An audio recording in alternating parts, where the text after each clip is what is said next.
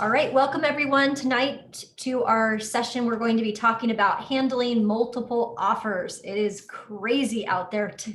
This last weekend and the weekend before have been intense. And I think by giving you guys some tips and tricks tonight on how to handle multiple offers, either from a buyer's agent or from a seller's agent perspective, might hopefully get you pointed in the right direction, or at least know what you don't know, or maybe if you haven't done a real estate transaction in a while, you can get psyched for what you're in for the next couple of weeks and maybe months.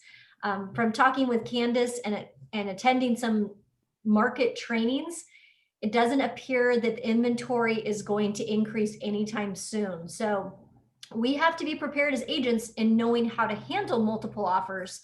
And so we're going to talk about some ways that we just in practice, how we have to handle the communication, as well as maybe some strategies on how to use a spreadsheet or just better communication between agents in order to get what you need. So we're going to talk about all of that in about 20 minutes and then wrap it up with a case study.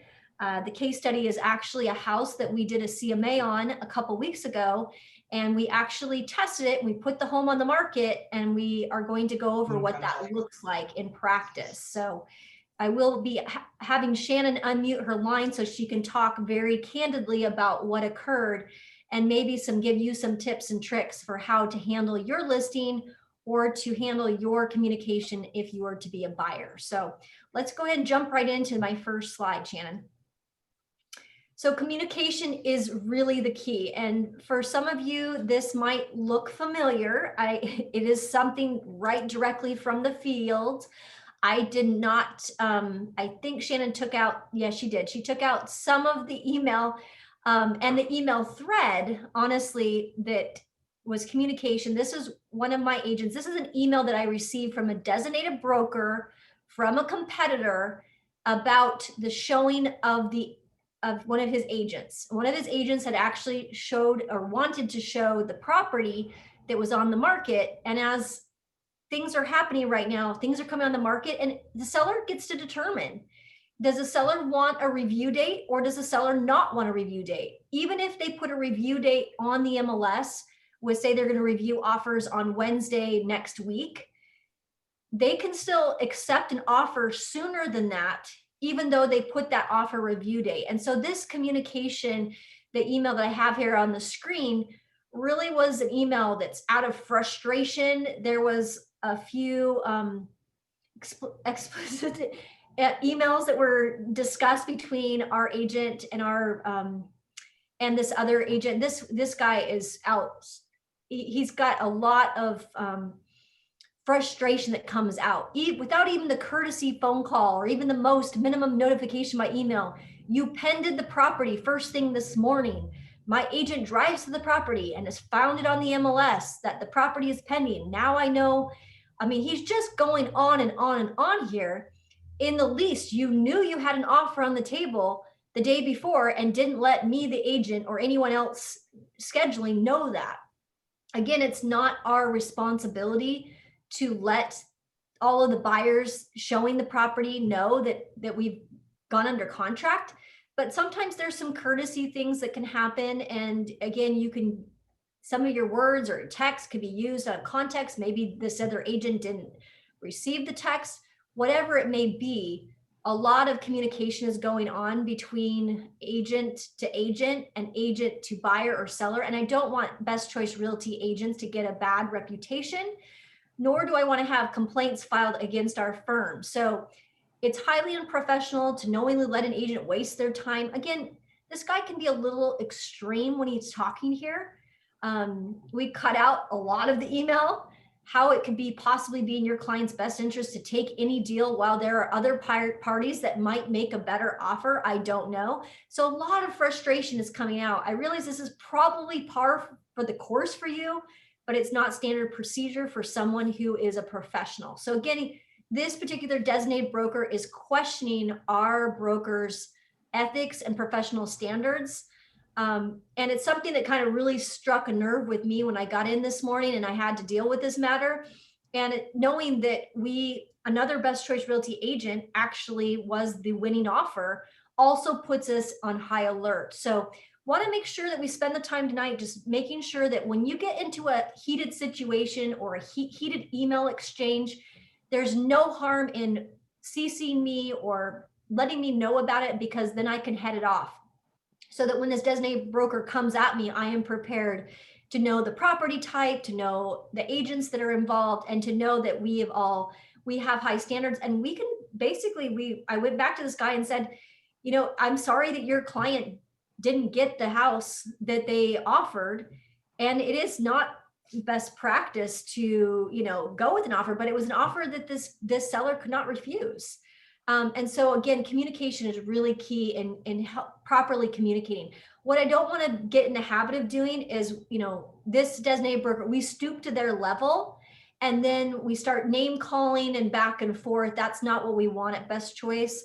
And it's definitely something that shows this guy's true character. So in order to avoid that, just realize that text messages can be sometimes very heated. Text message is not legal. It means that it's not a legal document. It's not binding. If you said, I think we can get mutual acceptance on this by text message is not part of the things that is part of the contract. So when we talk about offers being submitted and offers being countered, text messaging, although it's a strong way of communicating and a strong way of negotiating, again, when you put paper to paper, it has to be an email or it has to be on the contract in order for communication to be legal. So let's be careful on the text messages. That's a quick little note there. Let's go to the next slide. So prepping the listing and managing the showing. So some of this stuff that we do as listing agents can really head this off, so it doesn't create some of this anxiety or the buyer frustrations that I know a lot of you are experiencing right now, especially if you're out there with buyers touring properties. You're seeing people lined up. I mean, I've never seen that in Graham, but I saw that this last weekend, lined up to go see a house. Crazy. And there are already multiple offers and already an accepted offer. And so the showings were really just for second place. And there are deals that are falling out. So just because you didn't get it doesn't mean you want to treat that listing agent poorly or communicate harshly with that listing agent, because you never know the chances of that deal falling apart. In our own office, 20% of the offers are falling apart. So there's a 2 out of 10 chance that your buyer may be in second position, could be in first position. So to kind of get your clients, your sellers kind of out of harm's way, I would include all of the supplements, the Form 17, the legal description, the 35P. We'll talk about that. If you're putting something on at a very target, like entry level price point, or an inventory challenged neighborhood, you guys know what I'm talking about. We talked about that last week. You may want to consider putting up a 35P so that the buyers that are touring through the weekend into the, say the offer review day is Tuesday or Wednesday, they have the time to be able to schedule up their inspections for Monday or Tuesday before they actually submit their offer on Wednesday. So you want to include a 35P, especially in hot areas in Pierce County. I don't think listing agents in Pierce County know about the 35P as much as they should. And that's why a lot of the deals are flipping, because they're accepting offers that are either waived or not waived. As a broker owner, I never want to waive the inspection or let the buyers know that I endorse that in order to get the deal. In fact, I think back in the day in 2017, there was a designated broker who, I won't name any names, but she was in a meeting with a lot of other designated brokers. And she said, well, it's so busy in King County that I just tell all my brokers and all the clients that work with us, in order for them to get the deal, they have to waive their inspection. And that's not the Washington state law. As real estate brokers, we should highly encourage, we always endorse that they need to get an inspection. If they choose not to, or if we have sent an email saying, hey, in order to get this deal, we encourage you to waive the inspection, that could be construed to somebody of a legal mind that we are not we are not doing best practice and not looking after our buyers in such a way where we've given them the opportunity to do an inspection. So any chance you get by email, by text, I highly recommend that you do an inspection of this property. And if they choose not to, that should be on their own choosing, almost to the point where I wish I could have you guys have the buyers check that waiver box on the Form 35 rather than you checking it, because by you checking that 35, it kind of puts you into an awkward position. I just hope to God that you have not texted them saying, hey, in order to win this one, you have to waive your inspection. I never want to see that email or that text message come across my desk.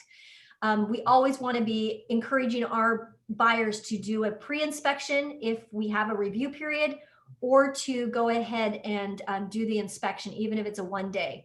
And if at the bare minimum, if they want to waive, that's on them. And they almost should be checking that box on their own on the Form 35. So title is super important to include in the supplements. You should have opened preliminary if you're going to be putting up a listing that's going to get multiple offers, because then you run the chance of having a title contingency. And we want to have them review that title to see if there's anything on the title report that would prevent them from moving forward.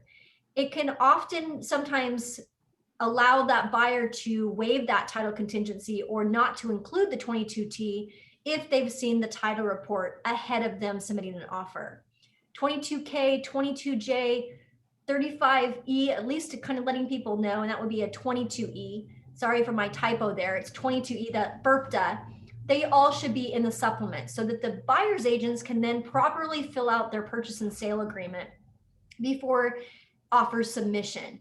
A lot of people ask me, should I submit my offer before the offer review date? It really depends. What we're finding is that a lot of sellers, when you have a conversation with that listing agent, there is a chance that they might have all of their needs met, and it becomes really hard to determine which offer I should go with. And some sellers don't want to have that frenzy. They just want certain terms. So would you wait until the offer review date or not? I would say it really depends, and you need to have some conversations with that listing agent to determine how firm that seller is. If I was to submit a cash offer with no contingencies, would your seller entertain accepting it before the offer review date? That's what I would say to that listing agent if I was a buyer's agent in that circumstance. If it's occupied, have the seller leave for the weekend. I have had a couple sellers call me in a panic, like, oh my gosh, I didn't realize it was going to be so crazy. And you know, my husband has potential. He's kind of at a high risk area with COVID. I don't want all the people coming and going through my property. And I'm like, oh my gosh, why did our listing agent not do a good job at prepping that seller for all the frenzy that's going to happen through their home? So make sure if it is occupied, have that conversation, see if that seller can get a hotel room or go stay at a family member's home for the weekend, just so that they're out of the home and they don't have the chances of attracting COVID or getting some sort of just being in the way from all of the buyers showing. We've had showings even in outlying areas out on the Kitsap Peninsula and down south, 25 showings in a weekend. That is not unheard of. So if you're at a certain price point and your seller is thinking, I want to be here, I would highly encourage them not to. I think it makes it a lot harder to show and to get those showing times synced correctly. Include the seller and tenant in showing time so they can see the showings that happen. I'm going to let Shannon take over from here and kind of explain some of the things that she noticed with using showing time. Many of you need to, if you haven't used showing time, know some of the benefits of using it for your client as well as a buyer's agent. Let's go ahead and have Shannon talk real quick on that. Sure. So one of the things that I think is really important and really cool about showing time is that you can have the capability of, you set it up once you've gone active and you set it up with the key box, linking the showing time to the listing. And that way you can set it up so that certain areas can be blocked off. So if for some reason, say there are certain areas or times, if you got like a day sleeper or something like that, you can block off times where showings can't be allowed. You can set, so you can say, okay, you know, I've got showings, I need at least an hour's notice. You can set it so that people cannot schedule an appointment, in 15 minutes. Like that's not something that they could do. Or you could enable that kind of feature so they can show immediately. Just I depends think on the on that situation. point though, Shannon, you want to make sure that at least the default, I think our default is what, 30 minutes that we have on I our. think it's an hour actually. I think the default, when I was messing around with mine, at least this weekend, was an hour. But If you're going to get multiple offers, you might want to consider adjusting those time slots, correct? And making right. That might be something to do. And one of the things too is that you can set what the standard amount of time is for showing. So for a hot property, I mean, an hour long on the property is kind of long. Some of these people are able to get in and out in 10 to 15 minutes, especially for a hot property. If you've got 20 showings on a weekend, they're 15-minute showings a piece. So making sure that they have the abilities to book a smaller window of time could be helpful.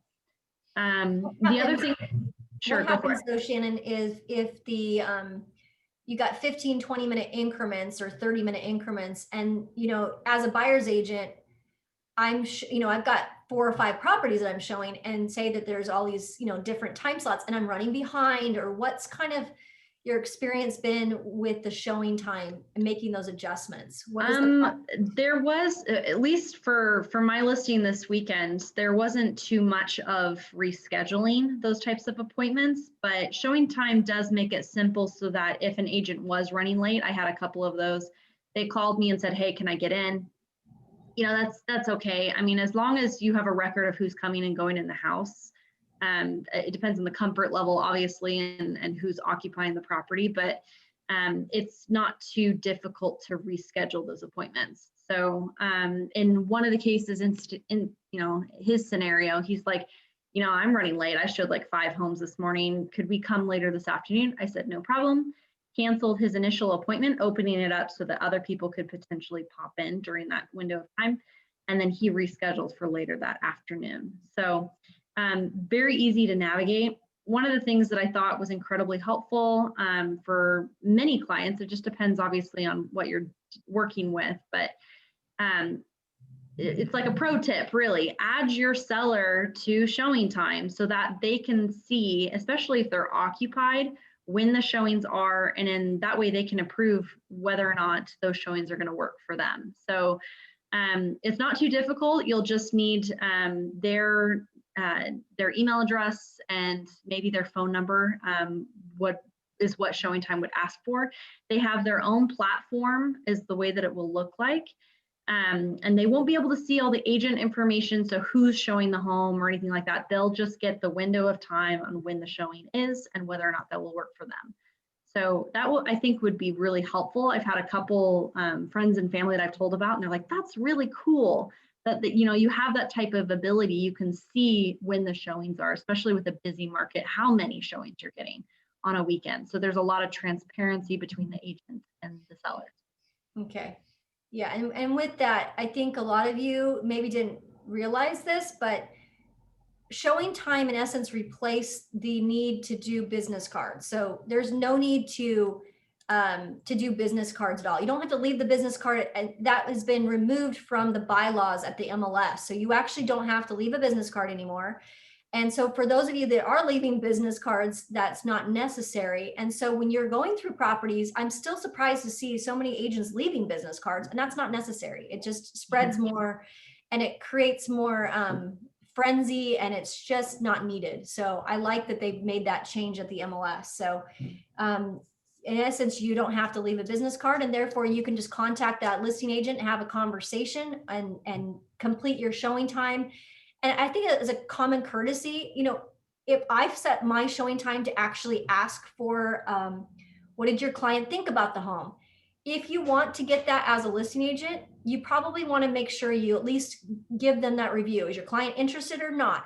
So if there is a survey enabled, do that one little extra step, and that will go a long ways when you go to list a home and you have these buyers agents coming in and touring your property. You'll get more surveys back if you actually give more when you're out showing. So making sure your showing instructions are clear. And then, do we have a review date or no review date? If the inventory, like we discussed last week, was less than 2 months of inventory, and there's not anything competitively on the market within a mile radius, you may want to do an offer review date just to kind of minimize, but it's up to the seller. Honestly, it should be the seller's decision on whether they do an offer review date or not. And like I said earlier in the call, I've worked it both ways and both have been very successful. At the end of the day, we're just trying to get the seller what they need and meet their needs at the time that they need their home sold. So having a review date, I would say if you're talking about 2 weeks of a review date, that's way too long. What's common is really to go live on the market, say on a Wednesday or Thursday, have showings through the weekend, then review at the earliest like Monday, but I've seen review dates on Tuesday or Wednesday. Again, and then once things kind of settle down in that particular neighborhood or that area, with inventory, maybe inventory pops up a little bit more, then you may see the need where you don't want to put an offer review date. But I'm seeing anything in the entry level, priced at a certain price point, maybe a Rambler, those types of situations, you're probably going to want to do an offer review date. If you're getting showings at the first day, say like 10, 15 showings, you may want to have your sellers, do you want me to put a review date? Because it looks like with 10 or 15 people coming through the house on the weekend, you're going to get multiple offers. I would be shocked to know if you didn't get multiple offers with 10 or 15 showings in that weekend. Average time of showings, if you guys want to look kind of a best tip or rule of thumb, if you're getting about 3 showings in a weekend, you're priced at market value. If you get multiple showings, like 10, 11, you're most likely going to get multiple offers. If you only get 1 showing for the weekend, you're probably a little high on the price right now. So you kind of want to kind of think about that. How are the showings going? Are you getting people into the property? If you are, you're most likely priced right.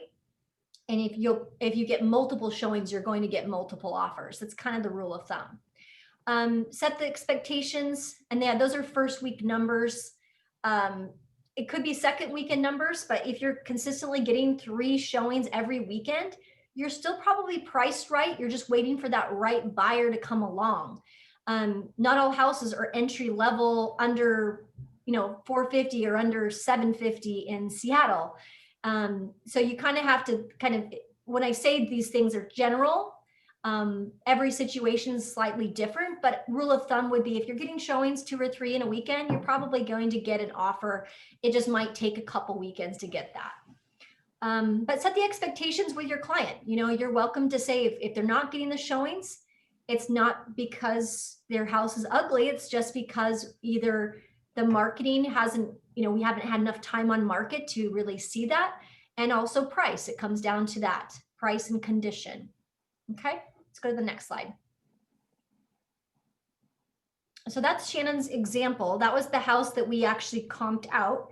And so I'll share a little bit background, kind of part 2 of our call 2 weeks ago, where we talked and we comped it out. We used her house. This was the subject.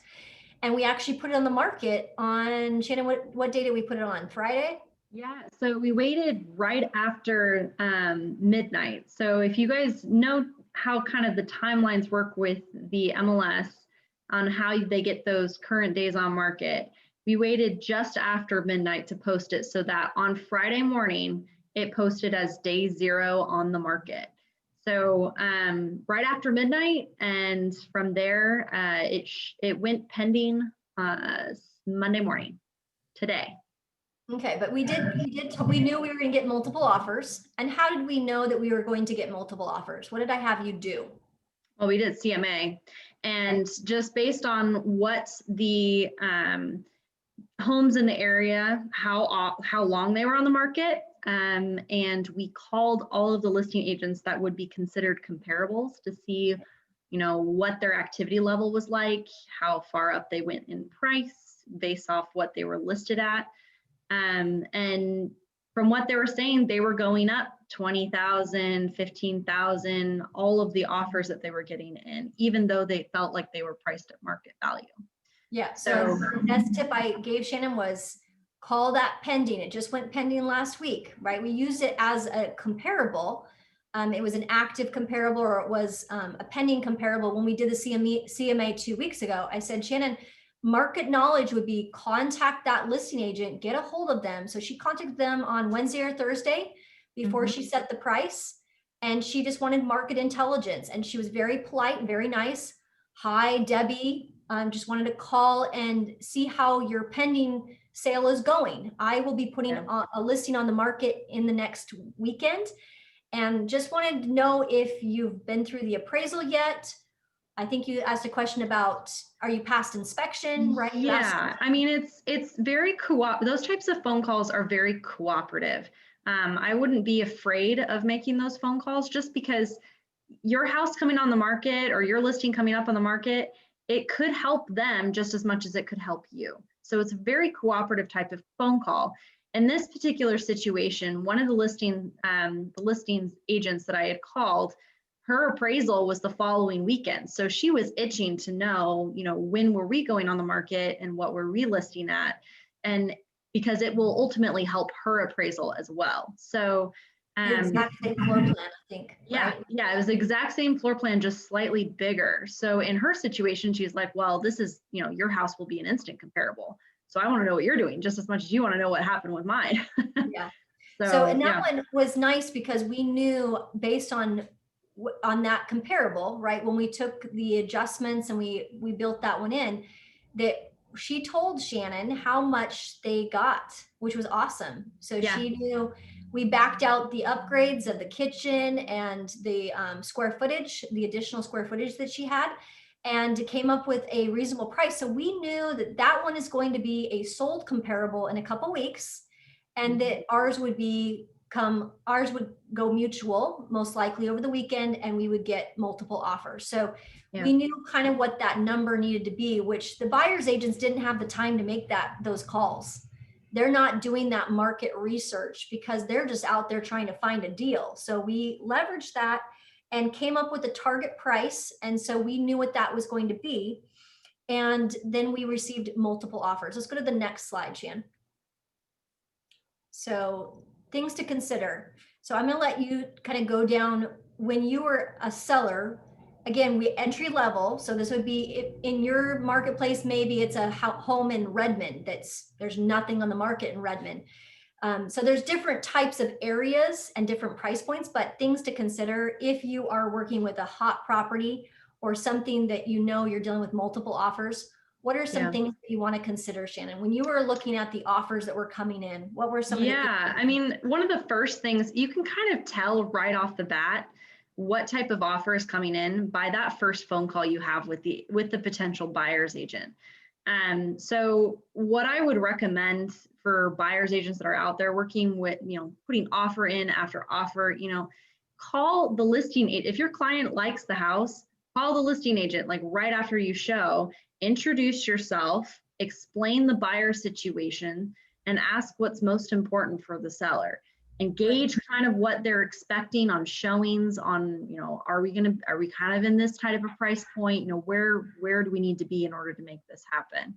And the listing agent may not tell you the price on what it needs to be, which is fine, but you need to kind of gauge it. What's the level of activity that's going on in the house to warrant, what your price is coming in at.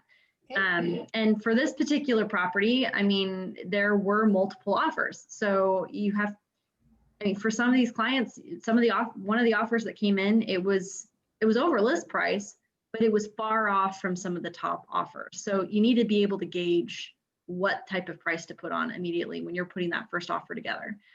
One of the other things, it's a little bit difficult, I would say, for probably entry level, but it's like to use or to not to use an escalation addendum. I mean, for some situations, you may be able to, especially for those kind of second tier types of homes. But for entry level type of property, a lot of them are first time home buyers. They're VA in this particular instance, just because the house was so close to the base. So, I mean, you're dealing with 0 down programs and low down payment options. They don't have the extra cash to be bringing in for escalating up and up and up and up and up. So something to consider, just base it off of what the listing is looking like, I would say. And that's kind of what you've been seeing, right, Rochelle? Yeah, we tried with her property and getting the additional down 22 AD, but what we found is that based on our market research, we included the escalation addendum, and we went with the escalation, I think, and the person paid on average 25,000, 30,000 more than the listing price. Yeah. But knowing that we had the market background or the market research to convey that to an appraiser, but Right. this particular person did not have the additional down. So we did try Yeah. to get them to, change their offer at the time of we received everything and make them change. But certainly we're talking about, looking at financing terms. I was shocked to know on Shannon's that they didn't cut down timelines. None of them actually. Yeah, I mean, that was one thing I think as a buyer's agent, one thing I would recommend for sure for these guys, cut down those financing timelines, include the pre-approval, ensure your buyer is underwritten, pre-approved, and cut those timelines down. The lender should be able to work with those types of timelines. I mean, the date that they make application should be pretty quick. 5 days can be a little too long.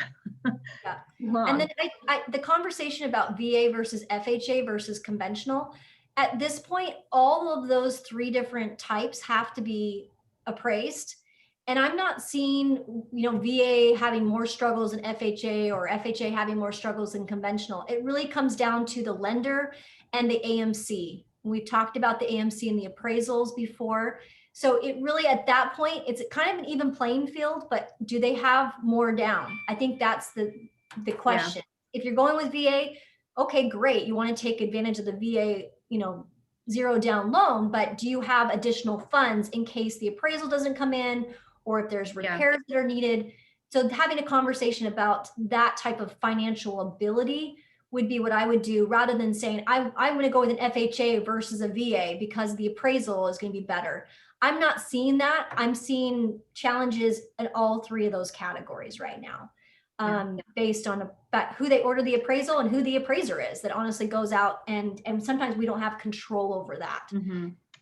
Yeah, and one of the things too that I'm seeing, especially for these entry level types of homes, is that in order to stay competitive, these buyers need to start thinking and seriously considering take the extra month or two to save up for their own closing costs, because they need to stay competitive with these other offers where they're paying their own or they're going up in price. And in order to get that net for the seller to be competitive, they need to probably be saving for another month or two just so they can pay for their own closing costs, just so they can stay competitive. That way you're not wasting effort and time losing out after offer after offer after offer. That way you can actually have at least your foot in the door to potentially win it. Yeah, I liked how Shannon did on her offer. She countered.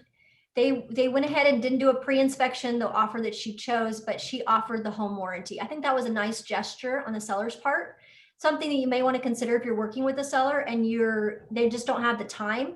At least throw a home warranty on the transaction so that the parties feel good that if something does break down, or if the toilet doesn't flush, or they have a refrigerator line that breaks, stuff like that happens, or a furnace that goes out on them, that at least they have the coverage of a home warranty. So if you're going to get into a back and forth and, they're waiving their inspection, you don't want to have hassles or issues down the road with disclosure law or mold or things of that nature, just go ahead and put a home warranty on the deal. It's, what was it, $550 or something, Shannon? It's not even. I mean, if you get a it depends on, how big the house is and whatnot. But if you get it just a standard plan, I mean, you're looking at anywhere, I think it's like $375 to $450. So, I mean, it's well worth it. And it's a type of insurance. So, I mean, if the water heater is old, or if it's got a sump pump that may or may not be functioning, or it's got, different things that could be covered under that home warranty, that level of comfort for the buyer is huge. Yeah, that's an awesome idea. Okay, let's go to the next slide. I just have something to wrap up with, and then we'll wrap up the call tonight. If you want to open up the spreadsheet, just so people can see. So last Monday, after I got done doing the webinar, one of our brokers, our newer brokers, she did a great job. She put a spreadsheet together, but this is how crazy it can be for her property in Federal Way. These are all of the offers that came in, and she put a spreadsheet together, which I thought was well done. She's brand new to being a listing agent, and she was just panicked because she's like, I don't know which one I should go with. And when you really kind of And I could have gone through every single offer. She got 19 offers, you guys, 19. It's how crazy this market is right now in Federal Way for entry level. And as we can see, she put out things that are important to the seller: offer number one, offer number two. She labeled every single offer that came in and made sure that she presented, meaning presenting, meaning emailed it to her seller. She did have to go out, and we printed the ones that we were going to discuss. We narrowed it down, but you have to have proof that you've delivered or you have presented. Delivery, presentation, same thing. In order to do that and confirm that is just go ahead and forward, get your client's email address, your seller's email address, and then just take the email that that agent submitted and just label it offer number one, offer number two. And that way it's date stamped, time stamped, that you did present the offer, the entire offer. You didn't take pages out. You didn't just go over the spreadsheet, that the seller, if they chose, could go through that offer in its entirety. I never want to have you guys just go out with a spreadsheet and just say, okay, we picked offer number one, and didn't really have the seller have the opportunity to review all the offers. So just do that one extra step for me. Even if you get 20 offers or 12 offers or two, make sure that the seller has indeed received a copy. And then you can do the spreadsheet and you can really see, based on 19 offers, you know, I'm going to go with the top of the escalation, and then we just work from there. So it took me about 2.5 hours to negotiate, but the seller was thrilled because I stayed after work, after the conference call. Hopefully I don't have one of those tonight. And just negotiated with the agents that had submitted the offers and trying to get the best terms for my seller. So my last piece of advice is, if you are representing a seller and you are a listing agent, do not represent the buyer if you're getting multiple offers. You're going to get yourself in trouble. That's a dual agency situation with multiple offers, and somebody is going to be pissed and sue. It's just the way it is right now. People are too hot right now. If you have a situation like that where you are the listing agent and you need a buyer to represent that buyer that's inquired, first off, the buyer thinks that they can save money, that the seller doesn't have to pay a buyer's agent commission. The problem with that idea is that that might work in some states, but in our states, that's not how it works. The seller has already agreed when they listed the property to pay a buyer's agent commission.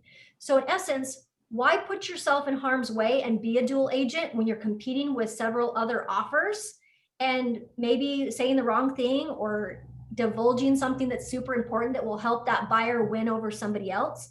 Don't put yourself in harm's way. Go ahead and contact. You can put a note on our Facebook group page or text me saying, Rochelle, who do you have that can represent this buyer? I will be happy to send them a referral. And then if they are the winning offer, then they can pay you a referral in-house. There's nothing wrong with that, but then they have their own dedicated buyer's agent representing them. So if you have a situation like that, shoot me a text or post it on Facebook on our group and see if somebody is willing to take on a buyer's client and write it up and represent them in that fashion.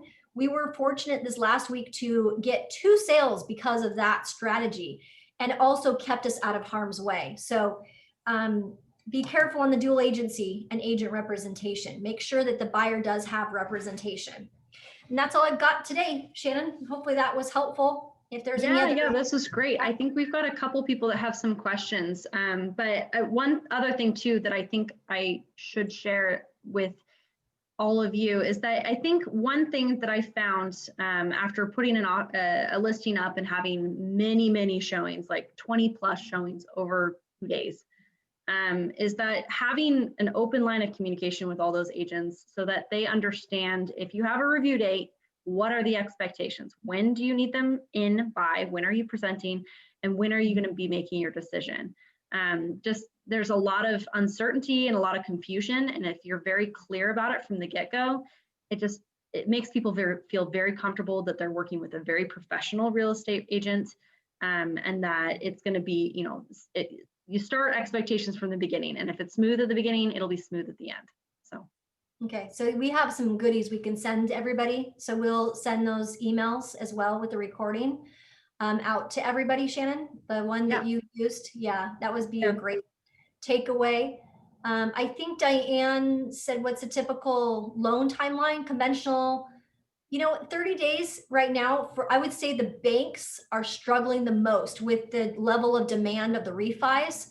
So if you are a listing agent and you get, say, 7 offers and 3 of them are from banks and 4 of them are not, they're from, say, correspondent local lenders, the Calibers, the Movement, the Fairways, those types of brokers, if you will, not banks, we can cut timelines down a lot faster with those types of situations than the banks. We are seeing delays at Chase, Wells Fargo, Bank of America. So unless the buyer has flipped, maybe they got out of another deal or they lost out and they've already been underwritten and they basically have got that file through their system at Bank of America or Wells, and they're ready to go, then maybe they can go quicker than 30 days. But I'm not seeing that from a bank level. I'm actually seeing things take longer because of just their turn times at the bank. Yep. And then Mary, it looks like answered her question about if they're underwritten. That is the question to ask: has the buyer been underwritten, or is it just a pre-application where they check the credit? It does take some time to go through that process. Awesome. How could you find out if that listing agent was a dual agent or not when you go pending on a listing right now, Vu? It actually, when you go pending, you actually have to put in the lag number and you actually have to disclose that now. And so we actually can look that information up for you. So it's much more transparent than it used to be. So like I said, don't get yourself in harm's way. We have to know that who the other broker was. Yeah. And one other, it looks like someone had a comment about, yeah, if your offer got selected over one that maybe sold for less than what you offered, sometimes it's not price, guys. It can be very much terms as much as price. You could be offering, say you got a house listed for $450 and you've got multiple offers driving it up to $475. Someone goes crazy and offers $490. Yeah, that might be the highest price and highest offer, but you got to appraise. There's other things to consider. There could be earnest money that could be more on some others, additional down. There's other things to consider other than just price. Rent backs, I know that's sometimes appealing, but then that's also kind of disturbing when you have, the seller renting back in a situation and this type of transaction. But there's more than just, again, you have to try to uncover what is the seller's want. I think that goes back to your first question. What does the seller really want out of this deal? And how can we try to meet them where they're at? So that was, I think, the strategy that you used, and I think you were very successful, Shannon, with your sale. Yeah. Well, thank you. Anything else? There could be also price drop after inspection. Yeah. After inspection and appraisals, I like the 1-day inspection period. A lot of people are writing things into the contract about no work orders, or they're cutting those turn times, on the 35 to be 0 days for the response. Right, the pass or fail ones. I've seen a couple of those too. Yeah. And that's appealing, but also you got to think about those also fall out sometimes too. So if somebody is willing to do the pre-inspection, that's showing skin in the game and showing that they're very serious. And that might be weighted higher for a seller than somebody that has a 1-day or a pass fail inspection. So that's not always going to win out, but it does help some of our buyers get homes by writing that into your contract, like pass fail. I don't know how legal it is. I had an attorney tell me that as is means nothing to the attorneys.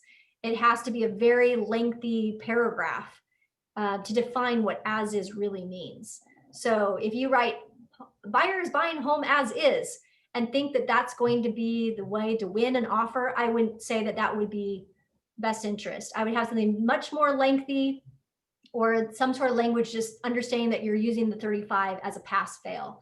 That would make more sense than as is. Okay. Did we take care of the questions? That was Yeah, I think that's all the questions we had for tonight, but you guys are welcome to message us after the call tonight, but we'll get some goodies out for some emails that you guys can use that are, we've seen multiple agents use that are successful. And so you guys can take a look at that later this week when we get that out. Okay, have a great week. Good luck out there.